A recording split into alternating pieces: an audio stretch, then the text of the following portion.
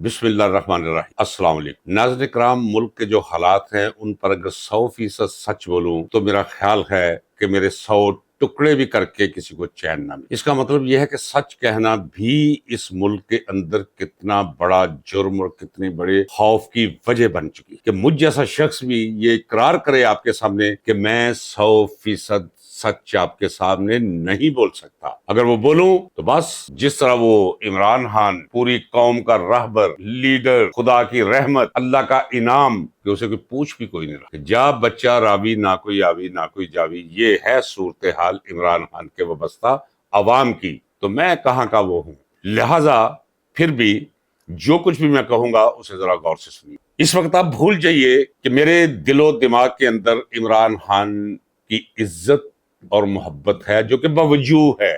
اس نے ثابت کیا ہے کہ میں اس قابل ہوں کہ مجھ سے محبت کرو، میرا احترام کرو، مجھے عزت دو، مجھے یاد رکھو۔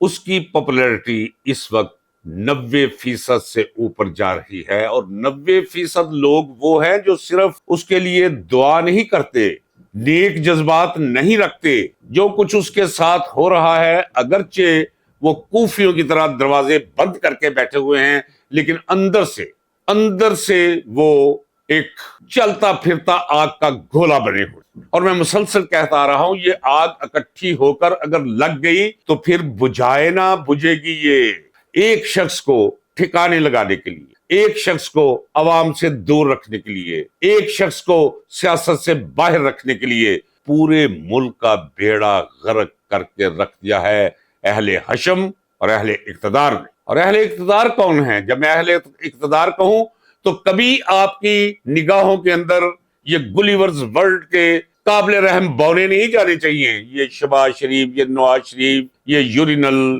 یہ مصدق ملک، یہ آپ کے مریم بی بی اور باقی ان کے ہواری اور پٹواری، انہیں پتہ ہی نہیں ہے، نہ ان کی کوئی حیثیت ہے۔ آج کے اقتدار کے اندر جتنے بے بس یہ ہیں، اتنی بے بسی 76 سالوں میں کبھی نہیں چھائی تھی ان لوگوں کی صفوں کے درمیان جو اپنے آپ کو عوام کا نمائندہ کہتے ہیں۔ چلیں چھوڑتے ہیں ہم کہ 16 سیٹیں انہوں نے جیتی ساری مسلم لیگ نون نے، اور 200 سے زائد سیٹیں جیتنے والے جو ہیں وہ اس وقت خوار کیے جا رہے ہیں، ڈرائے جا رہے ہیں، دمکائے جا رہے ہیں، وہ اپنی جگہ۔ لیکن چلے اقتدار میں تو یہ ہیں، لیکن جتنے بے بس ہیں، جتنے لاوارث ہیں، جتنے چھوٹے ہیں، یہ بھانڈ جو مانگنے کے لیے آتے ہیں، اور وہ ٹپیکل فقیر جو پیچھا نہیں چھوڑتے، آنکھوں کا رنگ جب جی چاہے بدل لیتے ہیں، مظلومیت اتار لیتے ہیں، گالوں کے اوپر یاسیت کے خیمے لگا لیتے ہیں، یہ ان سے بھی زیادہ قابل ترس اور قابل رحم لوگ ہیں جو آج فوج کی چھتری کے نیچے حکومت کر رہے ہیں۔ جیسے میں نے کہا کہ ملک بربادی کی طرف جا رہا ہے، وہ کیوں؟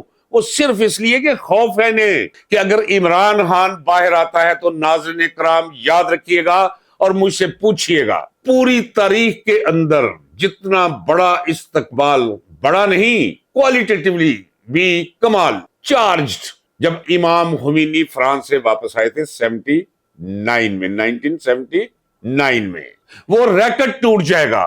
اور پھر اگلا خوف انہیں کیا ہے؟ اور یاد ہے جب امام خمینی واپس آئے تھے، اس کے بعد ان لوگوں کا کیا ہوا تھا جو شاہ کے ساتھ مل کر شاہ کے ہواری لوگوں پر ظلم و ستم کرتے تھے؟ چوکوں میں ان کی لاشیں لٹک رہی تھی، لوگ گاڑیوں کے پیچھے باندھ کر انہیں مسلسل گھسیٹ رہے تھے سڑکوں پہ، جو بھی ہاتھ آیا اپنے انجام بد کو پہنچا۔ انہیں خوف ہے اس انجام بد کا، چونکہ وہ عمران خان ہے۔ عمران خان وہ انتقام نہیں لے گا، وہ انصاف کرے، جس نے جو زیادتی کی ہے اس سے آدھی بھی کرے تو ان کا حال وہی ہوگا جو ایران کے اندر امام خمینی کے انقلاب کے دن سے شروع ہو گیا تھا۔ یہ اس لیے ڈر رہے ہیں اپنے انجام سے، انہیں کوئی پرواہ نہیں قانون کیا ہے، آئین کیا ہے، لوگ کیا کہیں گے۔ بے شرمی کی اخیر کر دی ہوئی، سب کچھ برباد کر کے رکھ دیا ہے۔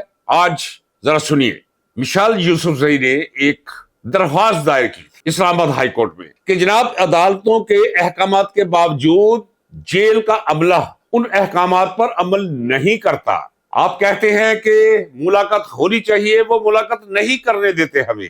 وہ درخواست لگ گئی جسٹس اعجاز اسحاق کے ٹیبل پر عدالت میں۔ اب علم تھا انہیں کہ جسٹس اعجاز اسحاق इंसाफ करेगा, वो डिक्टेशन नहीं लेगा। और उसने डिक्टेशन लेने से इनकार भी कर दिया, शुनीद है।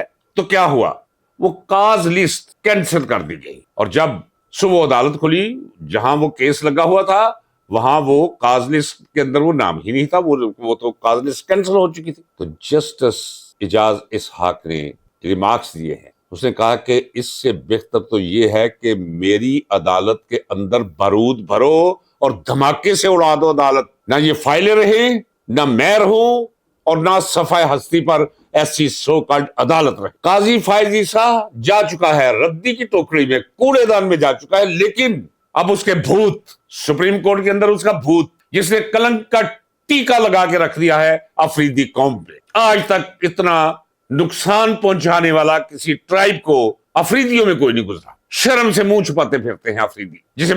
जिस दिन वो आया था, नाज़रीन इकराम, आपको याद होगा, मैंने कहा था ये काजी 2 है। वो तो सिर्फ कफन ले जाया करता था ना, ये कफन के साथ कुछ और भी मुर्दे के साथ करके जाया करेगा। अब वही कर रहा है, क्योंकि मुझे पता था कि जो लोग इसे लेकर आए हैं उन्होंने क्या क्या गारंटीज भरवाई है इससे, वो सारी गारंटीज भरी है इसने। लेकिन मैं ये भी कहता चला रहा हूं, जहां बुराई हो, ये अल्लाह का कानून है, ये लॉ ऑफ नेचर है कि कोई चीज अपने तजाद के बगैर वजूद नहीं रख सकती। बुराई जिंदा ही नहीं रह सकती जब तक उसके साथ अच्छाई पैरेलल न चले, भले वो कमजोर। इसी तरह मैं कहता चला रहा हूं कि अदलिया के अंदर भी अच्छाई साथ साथ चलेगी, तो तबाह करके रख दिया है। सवाल मसला क्या है नाज़रीन इकराम, जरा गौर कीजिएगा, इस टुकड़े पे गौर कीजिए। सवाल यह है कि इमरान खान को मुलाकात नहीं करने देते अच्छे भले वकला। ये सलमान अकरम राजा अगर वकालत के अंदर देखा जाए तो एक बहुत बुलंद मुकाम है। सियासी तौर पर नपुख्तगी हो सकती है, लेकिन करैक्टर के लिहाज से, शराफत के लिहाज से और अपने पेशे के लिहाज से एक बेहतरीन दायरे के अंदर उसका शुमार किया जा सकता। बैरिस्टर गौहर इंतहाई शरीफ नफ्स, इंतहाई इज्जतदार, और पेशा वकालत के अंदर वाकईतन काबिल इख्तराम। अदालत से इजाजत लेते हैं कि जी हमने अपने कायद इमरान खान से जेल में मुलाकात करनी है। अदालत हुक्म जारी कर देती है कि मुलाकात कराई जाए, और जब वहां पहुंचते हैं वहां खड़ा कर देते हैं 4-4 घंटे, 6-6 घंटे। और फिर जब वो किसी संतरी को, खुद तो सामने नहीं आते अफसरान जेल के, तो जब उनसे पूछते हैं वो बेचारे बेबस होते हैं। वो क्या कर सकते हैं, संतरी क्या कर सकता है, हेडवार्डन क्या कर सकता है। तो ये तौहीन है उस कैदी की भी कि कितना बुलंद कद है, इस वक्त पूरी दुनिया के अंदर जाना माना और मोहब्बत किया जाने वाला लीडर है वो। अफ्रीका, एशिया, यूरोप, कोई हिस्सा ऐसा नहीं जिस पर लोग उसे चाहते ना हो, लोगों की मोहब्बतों का मरकज ना वो हो। और पाकिस्तान में वो साबिक वजीर आजम, और 2024 के इंतखाबात में 2/3 मेजॉरिटी से ज्यादा हासिल की उसने, उसकी पार्टी ने, और वो अंदर है। और उसकी तजलील की जा रही है कि उसे मुलाकात नहीं करने दे, और फिर ये कहते हैं कि ये जमहूरियत। और वो बाहर जो बाइज्जत लोग हैं वो भी बाहर धूप में खड़े हैं, कोई पूछने वाला नहीं, पुरसाने हाल कोई नहीं है, ना अंदर इतने बड़े लीडर का और ना इतने बाइज्जत लोगों का जो मुलाकात करने के लिए गए। मैं आपको बताता हूं, जाइए पूछ लीजिए हसन निसार से कि यार कभी कभी सच भी बोला करो, लिख भी दिया करो कि मैं जेल में था, मैं कैदी था, सियासी कैदी था, जनरल जियाउल हक का दौर था, माशाल्लाह था, इतना सख्त दौर था वो कि हमने सोचा था कि इससे जलील और रजील दौर आ ही नहीं सकता। लेकिन रजालत और जलालत की ये हद भी कभी आएगी, कभी सोचा भी नहीं था। हसन निसार आ गया मिलने के लिए, मैं नहीं जानता था, मुझे अंदर एक स्लिप दी उन्होंने आके मुलाकात पे, जो मुतय्यन संतरी, उसने कहा जी कोई हसन निसार आपसे मिल। मैंने कहा बिठाए उन्हें। क्या मैं कह रहा हूँ, कैदी हूँ, माशाल्लाह है, मैं वो कैदी हूं जिसपे जनरल जियाउल हक को कत्ल करने की साजिश और उसपे वो फायर भी हुआ जो सैम मिसाइल मैं लेकर आया, और जेल में हूं। तो मुलाकात, मैं कह रहा हूं जी मुलाकात बिठा दे हसन निसार साहब को। मैं जब गया तो हसन निसार को अगलों ने बिठाया हुआ था दफ्तर के अंदर। मुलाकात की, मेहरबानी हसन निसार की, वो आया था मुझे मिलने, अपने जंजीर रसाले में लिखने के लिए मुझे कहा था कि लिखा करो मेरे जनाब आप, मैंने आपके कॉलम पढ़े, मैं जंग में लिखता भी था उन दिनों जेल में बैठ के। तो जब मुलाकात करके जाने लगा हसन निसार, तो हम डिप्टी सुपरिटेंडेंट के कमरे से बाहर आए तो ड्यूटी में असिस्टेंट सुपरिटेंडेंट खड़े थे और बाकी पुलिस का अमला खड़ा था। तो मैंने कहा जी छोटा दरवाजा नहीं, ये हसन निसार हैं, बहुत बड़े आदमी हैं, इनके लिए बड़ा दरवाजा खोलें। तो मेरे कहने में बड़ा दरवाजा खुल गया। ये मार्शल का दौर था, ये जियाउल हक का दौर था, ये फिस्तायत की अहीर थी, लेकिन बड़ी शर्मो हया थी, कुछ मामला में बिल्कुल तंग नहीं किया जाता था। और आज कुछ 40वीं ये दरख्वास्त है, 40वीं दरख्वास्त है कि जनाब हमारी मुलाकात, आप कहते हैं मुलाकात करवाएं और ये मुलाकात नहीं करवाते, 40वीं दरख्वास्त। और फिर क्या कभी ये सुना है आपने انہوں نے سپرنٹینڈنٹ سے درخواست دلوا دی کہ جناب فلاں دن ہم نے ملاقات کرائی، وہ فلاں دن کروائی، یعنی کوئی عمران خان کو ٹارچر دینے کا کوئی پہلو یہ چھوڑ نہیں رہے. وہ ہنس دیتا ہے، کیا کمال آدمی ہے، کیا شوکت خانم نے بیٹا جنا ہے، سلام. حیران ہوں، خوشگوار حیرت ہے مجھے. میں سمجھتا تھا کہ شاید میں ہی ضدی ہوں، کیونکہ ساری جیل میں نے ضد میں گزاری، ساری جیل میں نے پیروں میں بیڑیاں پہنا کے گزاری. سب نے کہا سر نیچے کر کے بیٹھو، میں نے کہا کٹ سکتا ہے، نیچے نہیں ہوگا. بند 3 سال بند، کسوری چکی، پنشمنٹ سیل کے اندر. میں نے کہا ٹھیک ہے، وہ نہیں کروں گا. لیکن مجھ سے زیادہ ضدی، اتنا ضدی کہ جس کا شعار اس کی ضد قوم کے کام آئے گی انشاءاللہ. کتنا عرصہ ہو گیا ہے، کچھ بھی نہیں ہوتا. 9 سال گزارے، مجھے پتہ ہی نہیں، پونے 9 سال ہے، پتہ ہی نہیں چلا کہ میں نے 9 دن رہا ہوں یا پونے 9 سال گزار کے جیل میں سے آیا تھا. کچھ بھی نہیں ہوگا. ابھی تو دوسرا سال شروع ہوا، یہ رکھ نہیں سکیں گے ان قریب. میں کہتا چلا رہا ہوں، یہ میں وہ دینے کے لیے نہیں کہہ رہا، جس طرح میں کہتا چلا رہا تھا. ناظرین اکرام آپ یاد کر لیجئے، میں 1 سال سے کہتا چلا رہا ہوں بلوچستان برباد ہو رہا ہے، بلوچوں کی رگوں کے اندر زہر بڑھتا چلا جا رہا ہے. باوجود بھائی ایک کسی شخص سے آپ زیادتی کرے، سگا بھائی زیادتی کرے، آپ دیکھتے نہیں ہیں وہ گریبان پکڑ لیتے ایک دوسرے کا، گریبان چھوڑ کر پھر بندوق اٹھا لیتے ایک دوسرے کے خلاف. بے انصافی جہاں بھی ہوگی وہاں رد عمل شدید ہوگا. تو میں کہہ رہا ہوں پاکستان بچاؤ، عقل کو ہاتھ ڈالو. پہلے تسلیم کرو گے یہ معاملہ سیاسی ہے، یہ تسلیم کرو کہ ماضی کے 76 برسوں میں زیادتیاں ہوئی ہیں بلوچوں کے ساتھ، پھر معاملہ آگے بڑھے گا. کسی کو خارجی کہہ دینے سے، کسی کو دہشت گرد کہہ دینے سے، کسی کو را کا ایجنٹ کہہ دینے سے، کسی کو افغان کا ہاتھ کا ایجنٹ کہہ دینے سے ایسے کام نہیں چلے گا.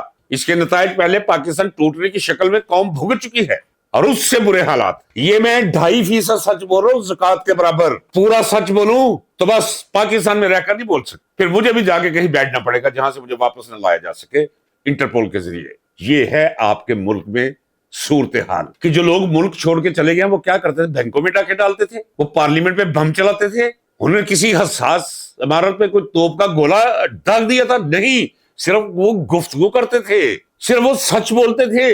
زمین تنگ کر دی گئی ان پہ. ملک چھوڑ کر کسی کو جا کر پوچھو کہ بے وطنی کا درد کیا ہوتا ہے، اشوب کیا ہوتا ہے. یہ لوگ تو ناظرین اکرام بے وطن جب ہوں گے تو یہ عیاشی کرنے کے لیے ہوں گے، کیونکہ اس ملک اور قوم کا کھربوں روپیہ لوٹ کر لے جا چکے ہیں. قرضوں کے جال اور غربت کے دلدل میں پھنسا کر یہ لوگ جا کے عیاشیاں کریں گے. اور کیا کریں گے؟ فطرت نہیں ہے، خدا نہیں ہے، خدا اپنی مار مارے گئے. ان کی نسلیں پھل پھول نہیں سکے گی کہ پورے ملک کو اس حالت میں مبتلا کر کے یہ عیاشیاں کرے. کسی کو احساس نہیں، اور کسی کو اس کا بھی احساس نہیں ہے کہ لوگوں پر کیا گزرتی. جھوٹ، فریب، مکر، جبر، ستم، ظلم، زیادتی، سینہ زوری، یہ رہ گیا عوام کو دینے کے لیے بس. اور ریاست، میں وکیل ہوں ناظرین اکرام، میں دیانت داری سے کہتا ہوں، اگر مجھ سے کوئی پوچھے کہ پاکستان کے حوالے سے سب سے بڑا دہشت گرد کون ہے، یہ ریاست دہشت گرد ہے. ریاست، سٹیٹ، یہ سٹیٹ ٹیرر ہے کہ کوئی بندہ سچ اپنی زبان پر لانے سے کترا رہا ہے. جو سچ بولے اس کی زبان کھینچ لی جاتی ہے، اس کے وجود کو مقید کر دیا جاتا ہے پس دیوار زندہ. یہ دہشت کس نے پھیلائی ہے؟ سٹیٹ نے. سٹیٹ پر حاوی اور سوار ان لوگوں نے جو ریاست کہلاتے ہیں. ریاست تو ایک مجرد تصور ہے. ریاست کیا ہے؟ یہ ہے ریاست. یہ پین ہے؟ نہیں. ریاست یہ زمین ہے صرف؟ نہیں. ریاست وہ روحانی حوالہ ہے کہ ریاست گھر ہوتا ہے، گھر. اور اگر اس گھر پہ کوئی قبضہ کر کے گھر والے مکینوں پر کوئی وحشت طاری کر دے، خوف طاری کر دے، ان کے حقوق سلب کر لے، ان کا سب کچھ لوٹ لے، ان کے سب کچھ کو اپنا قرار دے لے، ہلنے نہ دے، جلنے نہ دے، بولنے نہ دے، سرکنے نہ دے، تو یہ ہے دہشت. یہ تو کچھ بھی نہیں ہے. یہ جنہیں آپ دہشت گرد کہتے ہیں کہ جی ٹی ٹی پی والے آگے، فلاں آگے، یہ آپ کے ہی پیدا کرتا ہے. یہ ٹی ٹی پی اچھے برے کوئی نہیں ہے. یہ طالبان یہ آپ کے پیدا کرتے ہیں، آپ نے پیدا کی، آپ نے بیج بوئے، آپ نے انہیں پروان چڑھایا، آپ کی پالیسیوں کی وجہ سے الٹ کر آپ پر آ رہے ہیں. اب یہ ہمارا تو کوئی تعلق نہیں ہے. ہم تو چاہتے ہیں کہ ان کے ساتھ بیٹھ کے بات کرو. عمران خان نے کہا، ٹھیک کہا، کہ جی انہیں سپیس دو، ان کی سنو، ان کے گلے شکوے دور کرو. بھائی کیا؟ نہیں جی نہیں، بس یار رگڑ دیں گے، سرما کر دیں گے، پیس دیں گے. یہ 15 ٹینکوں، 6 توپوں اور 1 بٹالین کی مار ہیں سارے. کر کے دیکھ لو بھائی، وہاں کر کے دیکھ لیا تھا اس پاکستان میں. بنگلہ دیش ہے آج وہ. جب تک طاقت اور قوت کی بد زبانی بند نہیں کی جائے گی، مسئلہ نہ بلوچستان کا حل ہوگا اور نہ کے پی کے کا. اب کے پی کے بھی ایک بہت بڑا مسئلہ ہے. کیونکہ میں کہہ چکا ہوں کے پی کے والے اسلام آباد کے ساتھ اب نہیں رہنا چاہتے، یا وہ آزاد پختونستان قائم کرنا چاہتے ہیں یا افغانستان کے ساتھ جانا چاہتے ہیں۔ تو پنجاب کے لوگوں کو آپ نے خاموش کروا دیا، 90% عوام عمران خان کے ساتھ ہے، ایک موقف ہے، کسی کو آپ اس کا جھنڈا نہیں لگانے دیتے، کسی کو گاڑی پہ تصویر نہیں لگانے دیتے، کسی کو کوئی جلسہ نہیں کرنے دیتے، کسی کو گھر میں میٹنگ نہیں کرنے دیتے۔ ایسے تو بابا جرمن نازی بھی نہیں کیا کرتے تھے اپنے دور میں۔ یہ میں کہہ رہا ہوں پالیٹکس کا ادنا لیکن بہت دیرینہ طالب علم یہ کہہ رہا ہے۔ آپ نے تو برباد کر کے رکھ دیے، پچھلے ریکارڈ توڑ کے رکھ دیے، اور پھر آپ کہتے ہیں کوئی شرم کوئی حیا ہونی چاہیے کہ پوری قوم ساتھ کھڑی ہے، پوری قوم لعنت مارتی رہی ہے، بددعائیں دے رہی ہے پوری قوم جو کچھ اس ملک کے ساتھ کر رہے ہو۔ یہ اڑان پاکستان، ایک تو ہوتا ہے پر قطر دینا، انہوں نے پر جو ہے وہ بالکل ہڈی سے توڑ دیے ہیں، پر کہاں رہے، بیڑا غرق کر کے رکھتی ہے زرداری خاندان اور یہ شریف خاندان نے اس ملک کا۔ وہ لوٹ مار سندھ میں کہ جس کا شمار کوئی نہیں، اور وہ لوٹ مار پاکستان کے اندر شریف خاندان کے ہاتھوں کہ جس سے خود یہ گواہ ہے، یہ ادارے گواہ ہے۔ جب انہوں نے نواز شریف کو تنوانا تھا تو وہ ساری ٹرالیاں خود انہوں نے دی تھی۔ اب جو شخص بھی آتا ہے اس کے اپنے وہ ساری کی ساری جو ہے فوج، بس اچھی بات ہے ڈسپلن کے اندر ہے، شاید اس میں بھی بھلائی ہو، لیکن جتنی جلدی ہو سکے اس ڈبہ فلم کو بند کرنا ہوگا اس ملک میں۔ یہ جو حکومت قائم کر رکھی، یہ وافدہ قسم کے جو کتے بلے آپ نے اکٹھے کر رکھے ہیں، قوم کو عذاب دیتے ہیں آپ، اور چینل بھی عذاب دیتے ہیں جب شکلیں ان کی آتی ہیں اس کے اوپر اس قدر نہ ایک تو نفرت ہوتی ہے، اب نفرت اذیت میں بدل چکی ہے ایسے لوگوں کو دیکھ دیکھ کر۔ یہ آپ کے پاس سارا سودا اور مال ہے جو آپ پیش کر رہے ہیں، ان کے ذریعے آپ ملک چلائیں گے، ان کے ذریعے سیاسی دانش آپ تقسیم کریں گے لوگوں میں۔ باز آ جائیے، صرف ایک راستہ ہے، معافی مانگیے عمران خان سے، ایک معافی ملک اور قوم کا مقدس سنوار جائے گی، نہیں تو وہ تو اندر بیٹھا ہوا ہے، اور قوم جس مقام پر پہنچ چکی ہے وہ ایک لاوا ہے۔ وہ اسی طرح ہے کہ جیسے کسی پہاڑ کی چوٹی پہ آپ بیٹھے ہوں، راہبر واٹر کولر میں سے ٹھنڈا پانی پی رہے ہو، شامی کباب کھا رہے ہو، نیچے دری بچھائی ہو اور ساتھ آپ گانے سن رہے ہوں، اور نیچے سے لاوا ابلتا ابلتا ابلتا دھانا اڑے اور ہر طرف پھر والکن ہو، بربادی، تباہی۔ یہ ہے منظر جو ان قریب ہونے والا ہے، اور جو میں کہتا ہوں وہ ہو جاتا ہے، یاد رکھیے گا۔ اجازت دیجیے ناظرین کرام، ملتے ہیں اگلے ولاگ میں۔ اللہ حافظ۔